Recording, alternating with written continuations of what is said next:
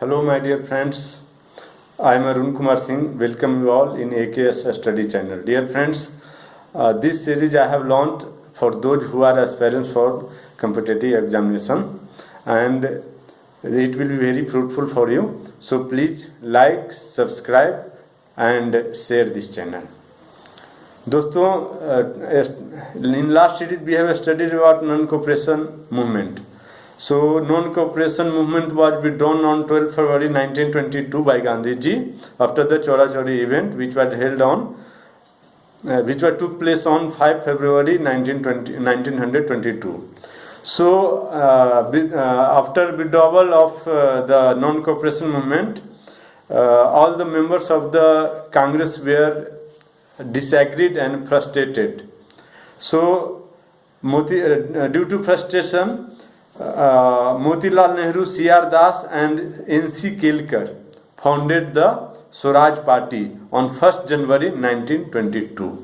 दोस्तों, ये बार बार पूछा जाता है कि स्वराज पार्टी का फाउंडेशन कब हुआ और कौन लोग किए. तो स्वराज पार्टी का फाउंडेशन 1 जनवरी 1923 को हुआ और मोतीलाल नेहरू, C.R. दास और N.C. केलकर ने किया.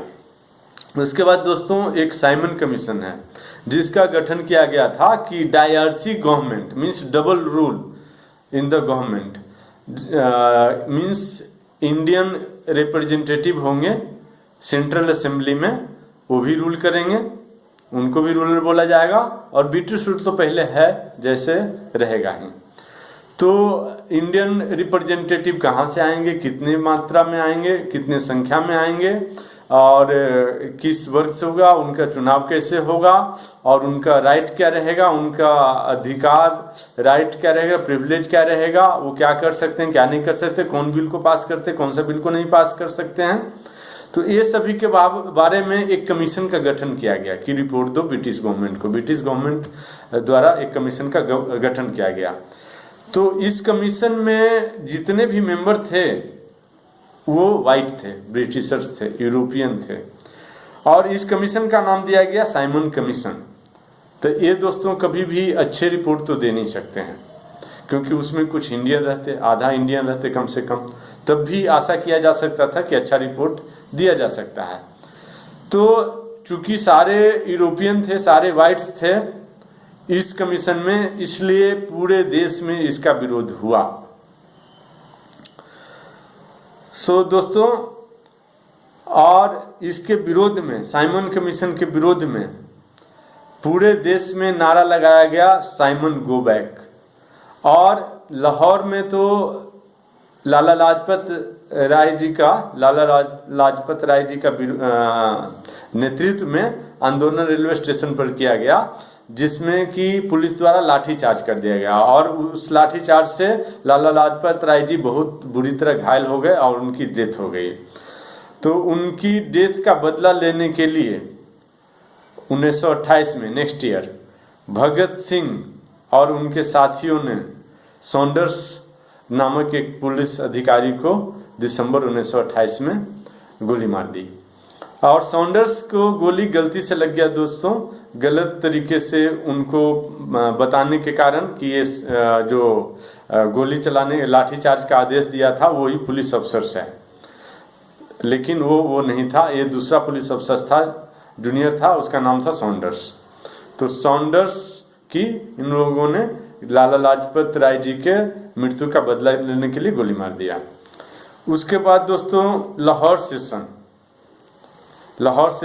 1929 में किया गया. दोस्तों, जैसा कि पहले मैं बता चुका हूं कि कांग्रेस का प्रत्येक साल मीटिंग होता था और 1929 में, दिसंबर 1929 में मीटिंग हुआ जो लाहौर में हुआ.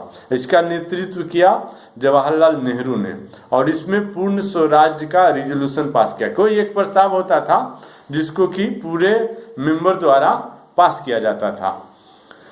तो पढ़ते हैं दोस्तों लाहौर सेशन दिसंबर 1929 में जो हुआ उसके बारे में. At its annual session held in Lahore in December 1929 under the leadership of Jawaharlal Nehru, the Indian National Congress passed a resolution declaring Purna Swaraj, complete independence to be the goal of the national movement. अब भारत में जितने भी नेशनल मूवमेंट चलाया जाएगा उसका एक ही उद्देश्य रहेगा, पूर्ण स्वराज, कंप्लीट इंडिपेंडेंस। यह रेजोल्यूशन लाहौर सेशन में पारित किया गया, जो कि दिसंबर 1929 में हुआ, कांग्रेस का session. On 31st December 1929 the newly adopted tricolor was unfurled and 26 January fixed as the Independence Day। और इसमें ट्राई कलर 31 दिसंबर को ट्राई कलर मीन्स इंडिया तिरंगा को पहली बार फहराया गया दोस्तों। 31 दिसंबर 1929 को कांग्रेस द्वारा भारतीय तिरंगा को पहली बार फहराया गया और भारत का आज़ादी का डेट रखा गया 26 जनवरी, जो कि संभव नहीं हुआ। भारत का आज़ादी का डेट हुआ 15 अगस्त, लेकिन वो संभव नहीं हुआ तो दूसरे रूप में संभव किया गया। 26 जनवरी 1950 को रिपब्लिक डे मनाया जाता है। उस दिन संविधान को लागू किया गया। उस दिन राष्ट्रपति अपना कार्यभार संभाले, किससे? तो गवर्नर जनरल से। जे.बी. कृपलानी गवर्नर जनरल थे, उन्हीं को राष्ट्रपति बनाया गया। राष्ट्रपति डॉक्टर राजेंद्र प्रसाद को बनाया गया। लास्ट गवर्नर जनरल थे जे.बी. कृपलानी। उसके बाद हम बहुत इंपॉर्टेंट टॉपिक के बारे में जानेंगे दोस्तों, डांडी मार्च, जो कि प्रत्येक कॉम्पिटिटिव एग्जामिनेशन में किसी न किसी रूप में आता ही आता है। डांडी मार्च को साल्ट सत्याग्रह भी बोलते हैं, जो 1930 में हुआ था और लेड बाय गांधी जी। इन्होंने साबरमती, इनका जो आश्रम था उससे लेकर के डांडी नियरेस्ट समुद्र किनारा था, वहाँ पर नमक बनता था, वहाँ जा कर के चुटकी भर या मुट्ठी भर इन्होंने नमक को उठाया और बोला कि हम भारतीय हैं और हम नमक पे, पानी पे और जल पे सभी लोगों का अधिकार है, पूरे भारतीयों का अधिकार है। और यह यात्रा उन्होंने दोस्तों 24 दिन में पूरा किया था। 240 माइल का यात्रा था दोस्तों। और यह यात्रा शुरू हुआ था 12 मार्च से, खत्म हुआ, समाप्त हुआ 5 अप्रैल को। तो देखते हैं दोस्तों, to achieve the goal of complete independence Gandhi ji launch another civil disobedience movement along with 78 followers. Complete independence 1929 में कांग्रेस सेशन में पारित किया गया दोस्तों। और जो आगे मूवमेंट होगा कंप्लीट इंडिपेंडेंस को ध्यान में रखते हुए होगा। तो उसी को ध्यान में रखते हुए इन्होंने नमक कानून तोड़ने का फैसला किया। इन्होंने 240 माइल की 24 दिन की पैदल यात्रा करके अपनी साबरमती आश्रम से लेकर के डांडी समुद्र किनारे तक गया और वहां जाकर के इन्होंने अपना नमक कानून को तोड़ा। शुरू में जब इन्होंने यात्रा शुरू किया साबरमती से तो 78 फॉलोअर्स थे, लेकिन बाद में जुड़ते गए रास्ते में और लास्ट में जाकर के फॉलोअर की संख्या हजारों में हो गई। Gandhi started his famous march from Sabarmati Ashram on March 12, 1930 for the small village Dandi, Navsari district Gujarat में जो पड़ता है दोस्तों, to break the salt law. जैसा कि मैंने कहा कि गांधी जी ने 12 मार्च को अपने साबरमती आश्रम से यात्रा शुरू किया और यह यात्रा डांडी की ओर चल पड़ा नमक कानून तोड़ने के लिए। Gandhi covered A distance of 240 miles, 240 miles की यात्रा इन्होंने तय किया। इन 24 डेज, 24 दिनों में यह यात्रा उन्होंने तय किया। 12 मार्च से लेकर के 5 अप्रैल तक यह यात्रा चली। On reaching the sea shore on April 6 he broke the salt by picking up salt from the sea शोर।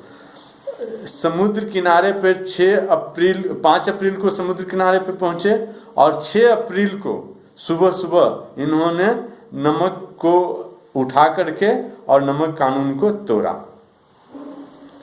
Bye picking a handful of salt Gandhi ji inaugurated the civil disobedience movement. और यहीं से उसी दिन से 6 अप्रैल से ही इन्होंने सिविल डिसोबीडियंस मूवमेंट की भी शुरुआत कर दी। A movement that was to remain unsurpassed in the history of Indian national movement for the country wide mass participation it enlist. इस सिविल डिसोबीडियंस मूवमेंट में दोस्तों बहुत बड़ी संख्या में लोगों ने भाग लिया। The movement became so powerful that it sparked of the patriotism even among the Indian soldiers in the army. यह सिविल डिसोबीडियंस मूवमेंट इतना सक्सेसफुल रहा कि इंडियन आर्मी में जो लोग थे उन्होंने भी इसको में अप्रत्यक्ष या प्रत्यक्ष रूप से पार्टिसिपेट किया और यह देशभक्ति की भावना को बढ़ाया। The Garhwal soldiers refused to fire on the people at Peshawar. Peshawar में पीसफुल आंदोलनकारियों पे गढ़वाल रेजिमेंट के सोल्जर ने फायरिंग करने से मना कर दिया। Gandhi ji was arrested on 5 May 1930। 5 May 1930 को गांधी जी को अरेस्ट कर लिया गया। किस आरोप में कि आपने अंग्रेजों के विरुद्ध जनता को भड़काया है। This was followed by another round of boycott of foreign goods. इससे फॉरेन गुड्स का भी अब बाइकआउट लोगों ने शुरू कर दिया। It took the shape of nationwide civil disobedience movement in which ladies also participated. Bharat भर में इस मूवमेंट को चलाया गया और अभी लेडीज लोग कम पार्टिसिपेट कर रहे थे, लेकिन गांधी जी के अरेस्ट के बाद लेडीज लोग भी मात्रा में पार्टिसिपेट करना शुरू कर दिए। Soon thereafter followed repressive measures by British। और उन्होंने क्या किया, मास अरेस्ट किया और क्या किया, लाठी चार्ज किया और क्या किया, पुलिस फायरिंग भी कुछ जगहों पर उन्होंने किया और लगभग 1 लाख लोगों को जेल भेज दिया गया। जय हिंद दोस्तों, आज के लिए इतना ही। मेरे चैनल को लाइक, सब्सक्राइब और शेयर जरूर करें। अगला सीरीज में हम देखेंगे round table conference RTC। Thank you दोस्तों।